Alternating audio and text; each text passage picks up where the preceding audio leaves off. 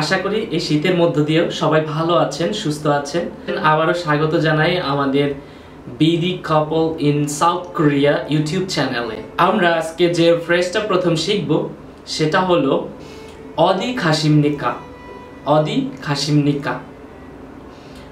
আমার সঙ্গে আবার একটু বলেন, অদি খাসিমনিকা। আপনাদের লিখে দেখিয়ে দিচ্ছি কিভাবে লিখতে হয় এবং কিভাবে পড়তে হয়।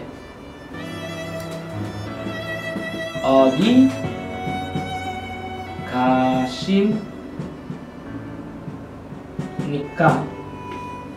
বাংলায় লিখলে তার মানে হচ্ছে যাচ্ছে। আবারও বলতে পারেন আমার সঙ্গে, আবারও আপনারা রিপিট করতে পারেন, অদি খাসিমনিকা। কোথায় যাচ্ছেন?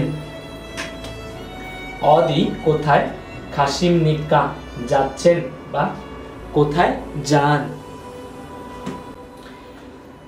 লেসন 2তে আপনাদেরকে দেখিয়েছিলাম কিভাবে ব্যঞ্জন বর্ণের সাথে স্বরবর্ণ যুক্ত হয় এবং কিভাবে লিখতে হয় এবং কিভাবে উচ্চারণ করতে হয়। আজকে আমরা লেসন 3তে আবারও একটু সেগুলো একটু দেখে নেব কিভাবে ব্যঞ্জন বর্ণের সাথে স্বরবর্ণ যুক্ত হয়। এখানে দেখেন গা, না, দা, রা, মা, পা, সা, আ, যা, ছা, খা, থা, ফা, হা। এটা হচ্ছে গা, না, দা, রা, মা, পা, সা, আ, যা, ছা, খা, থা, ফা, হা। সুতরাং এটা লেখা হয় কিভাবে দেখেন, গা, গা যোগ আ। আপনারা অবশ্যই স্বরবর্ণগুলো মনে রেখেছেন। সুতরাং আদি আমরা করেছিলাম গা যোগ আ সমান গা। ঠিক এমনি ভাবে প্রতিটি ব্যঞ্জন বর্ণের সাথে স্বরবর্ণ যুক্ত হবে। এবং বলেছিলাম যে আমরা আজকে লেসন 3-এ আমরা শিখব যুক্ত ব্যঞ্জন বর্ণ এবং যুক্ত স্বরবর্ণ।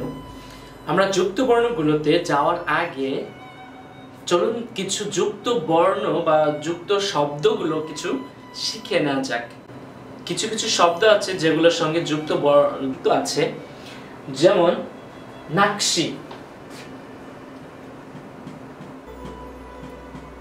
নাকশি, নাকশি, নাকশি হচ্ছে ফিশিং বা আমরা যে বড়শি দিয়ে মাছ ধরি ওই বড়শিও বলা হয় বড়শি। নাকশি, নাকশি। পুওক, পুওক। আশা করি আপনারা কোরিয়ান ভাষাগুলো পড়তে শিখেছেন, কেননা আমি গত লেসনে আপনাদেরকে দেখিয়েছি কিভাবে লিখতে হয় এবং কিভাবে পড়তে হয়। যেমন হচ্ছে পুওক, পুওক হচ্ছে রান্নাঘর, রান্নাঘর। পুওক, পু অ কিউক, পুওক, পুওক, পুওক। আপ, আপ, আপ হচ্ছে সামনে বা ফ্রন্ট, সামনে, সামনে, ফ্রন্ট। এরপর হচ্ছে শিআত, শিয়াত অথবা শস্যদানা। আপনারা হয়তো দেখেছেন কিভাবে আমি উচ্চারণগুলো করেছি। নাকশি, এখানে কি কি আছে দেখে নিন। নাকশির এখানে না, আপনারা জানেন না কিভাবে লিখতে হয়। না যোগ নিচে রয়েছে সাংগিউক, সাংগিউক যোগ শি, শি। এখানে দেখেন না যোগ ক, সাংগিউক। উচ্চারণটা হবে ক, বলে দিয়েছিলাম আপনাদের। ক, তারপর হচ্ছে শি। তো সবসময় মনে রাখতে হবে আমাদেরকে যে যুক্ত ব্যঞ্জন বর্ণ সব সময় নিচে বসবে। এটাকে বলা হয় কোরিয়ান ভাষায়, এটাকে বলা হয় বাচ্ছিম, বাচ্ছিম বলা হয়। সুতরাং এটাকে এভাবে লিখতে হয়, না নিচে আসছে, এরপরে শি, নাকশি হচ্ছে বড়শি দিয়ে মাছ ধরা বা বড়শি দিয়ে মাছ ধরা অথবা বড়শি। এখানে এটা দেখুন বু অক, বু অক, আমি বু লিখেছি এখানে বু, তারপর হচ্ছে অ, এরপর হচ্ছে নিচে নিয়ে এসেছি কিউক, বু প্লাস অক, বু অক। কিউকটা এটা যুক্ত ব্যঞ্জন বর্ণ না, আপনাদের দেখানোর জন্য আমি লিখেছি এটা যুক্ত ব্যঞ্জন বর্ণ না। পু অক উচ্চারণটা কয়ের মতো, কয়ের মতো উচ্চারণ, পু অক, পু অক, পু অক, যখন একসাথে উচ্চারণ করবেন পু অক। পু অক হচ্ছে রান্নাঘর। তারপর হচ্ছে শিআত, দেখেন সাংশিত, সাংশিত, সাংশিত যুক্ত ব্যঞ্জন বর্ণ, সাংশিত ডাবল শ, ডাবল শ, হিয়ার ডাবল শ।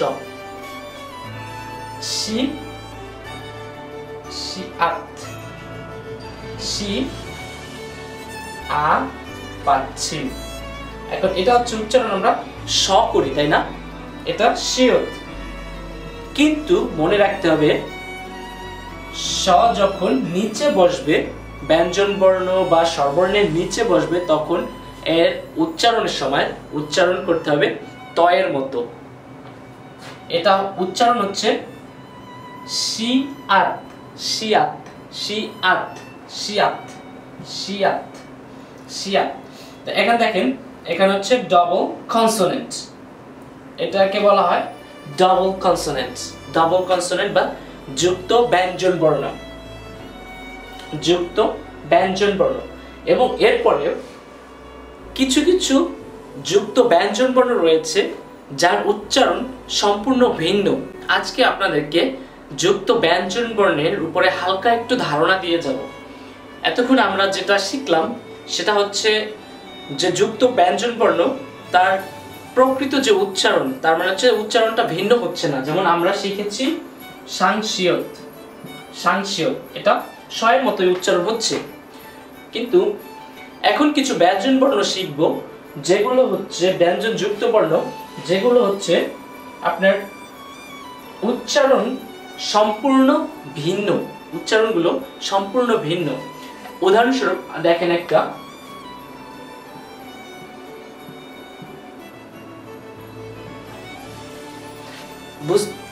কিছুটা বুঝতে পারতেছেন, আমি যদি এটাকে ভেঙে দিই, আমি উচ্চারণটা আগে আপনাদের বলছি না, যদি আগে ভেঙে দিই, দেখেন এটা কিভাবে লেখা হয়েছে, সা, সা যোগ ক যোগ স, এটা হচ্ছে যুক্ত ব্যঞ্জন বর্ণ, যুক্ত ব্যঞ্জন বর্ণ, সা যোগ ক যোগ স। তাহলে এটা কিভাবে উচ্চারণ করবেন, এটা উচ্চারণ কিভাবে হবে? অনেকে উচ্চারণ করতে গেলে বলবেন যে সাক্স, সাক্স, বিকজ কারণ সা যোগ ক যোগ স, সাক্স না, এটা ভুল। উচ্চারণটা হবে শাক, শাক, আমরা যে শাক খাই শাকের মতো উচ্চারণ হবে, শাক। যুক্ত বর্ণের প্রথম ব্যঞ্জন বর্ণটা হচ্ছে ক, যুক্ত বর্ণের প্রথম ব্যঞ্জন বর্ণটা হলো ক। সুতরাং এইটার উচ্চারণ, এই প্রথমটা, প্রথম যুক্ত ব্যঞ্জন বর্ণের প্রথম যে বর্ণমালাটা, এইটা অনুযায়ী হবে শাক, শাক। শাক হচ্ছে অ্যামাউন্ট বা পরিমাণ, পরিমাণ, শাক, শাক। এমনি ভাবে আরো কিছু আছে, দেখেন যেমন আমরা বসি, বসি, তাই না? বসার দেখেন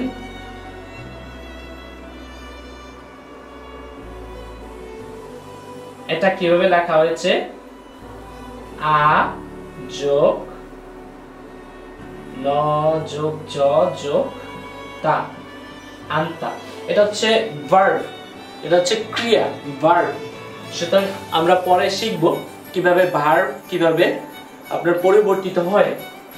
এটা দেখুন কিভাবে লেখা হয়েছে, আ, আ, এরপরে যুক্ত ব্যঞ্জন বর্ণ হচ্ছে ন যোগ জ, ন জ, এরপর হচ্ছে দা।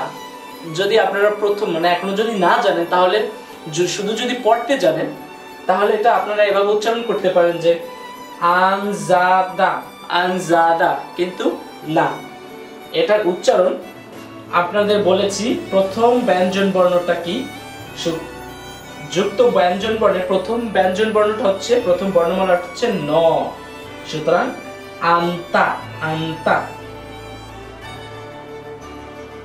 আন্তা, আন্তা এর অর্থ হচ্ছে বসা, বসা বা সিট ডাউন, আমরা যেটা বলি সিট, বসা, আন্তা। তাহলে দেখেছেন কিভাবে উচ্চারণটা ভিন্ন হয়। তাহলে আমরা শিখলাম যে দুই ধরনের ব্যঞ্জন বর্ণ আছে।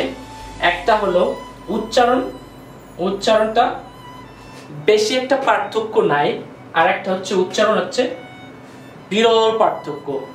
যেমন এটার উচ্চারণ আমরা স করে থাকি, স বা দন্ত স বা মূর্ধন্য স ইত্যাদিতে করে থাকি, কিন্তু এটা যখন নিচে কোনো স্বরবর্ণ বা ব্যঞ্জন বর্ণের নিচে বসে তখন এর উচ্চারণ ত এর মতো হবে, ত। এবং অন্য আরেকটা যুক্ত ব্যঞ্জন বর্ণ শিখলাম, যেমন ক স, তারপর হচ্ছে ন জ। এখন ক স দুইটা ভিন্ন ভিন্ন ব্যঞ্জন বর্ণ, তাই না? এটা যখন যুক্ত হবে, দুইটা ভিন্ন ভিন্ন ব্যঞ্জন বর্ণ যখন যুক্ত বর্ণ হবে, তখন এর উচ্চারণ প্রথমটার উচ্চারণ হবে, প্রথমটার মতো উচ্চারিত হবে। মনে রাখবেন, প্রথমটার মতো উচ্চারিত হবে। যেহেতু যুক্ত ব্যঞ্জন বর্ণ একটু কঠিন, সেহেতু আমরা বিস্তারভাবে আগামী লেসনে, লেসন 4 এ শিখব কিভাবে আমরা যুক্ত ব্যঞ্জন বর্ণ, যুক্ত স্বরবর্ণ কিভাবে লিখতে হয় এবং কিভাবে পড়তে হয়। আজকে আপনাদের শুধু একটু পরিচয় করিয়ে দিলাম, শুধু হালকা একটু ধারণা দিলাম কিভাবে যুক্ত ব্যঞ্জন বর্ণগুলো পড়তে হয়। এবং দুই ধরনের যুক্ত ব্যঞ্জন বর্ণ আছে, একটা হচ্ছে যার উচ্চারণ বেশি একটা ভিন্ন হবে না, আর একটা হচ্ছে যখন দুই ধরনের দুইটা ব্যঞ্জন বর্ণ যুক্ত হয়ে যুক্ত বর্ণ করবে, তখন এর উচ্চারণটা প্রথম ব্যঞ্জন বর্ণের উপর নির্ভর করবে। সুতরাং এই হালকা ধারণাটা আজকে রাখুন। আগামী লেসনে, লেসন 4 এ আমরা কিভাবে ব্যঞ্জন বর্ণগুলো, কিভাবে যুক্ত ব্যঞ্জন বর্ণগুলো লিখতে হয় এবং কিভাবে পড়তে হয় সেটা আমরা আবার দেখব। ধন্যবাদ, ভালো থাকবেন, সুস্থ থাকবেন। আমাদের ভিডিওগুলো প্রচুর পরিমাণে শেয়ার করবেন যেন অন্যরা উপকৃত হয়। এবং আপনাদের যদি কোনো প্রশ্ন থেকে থাকে তাহলে প্রশ্নগুলো আমাদেরকে নির্দ্বিধায় বলতে পারেন, আমরা যথাসাধ্য আপনাদেরকে উত্তর দেওয়ার চেষ্টা করব। তাহলে আজকের মতো এখানেই বিদায় নিচ্ছি। 안녕히 계세요, তার মানে হচ্ছে ভালো থাকবেন, সুস্থ থাকবেন। ধন্যবাদ।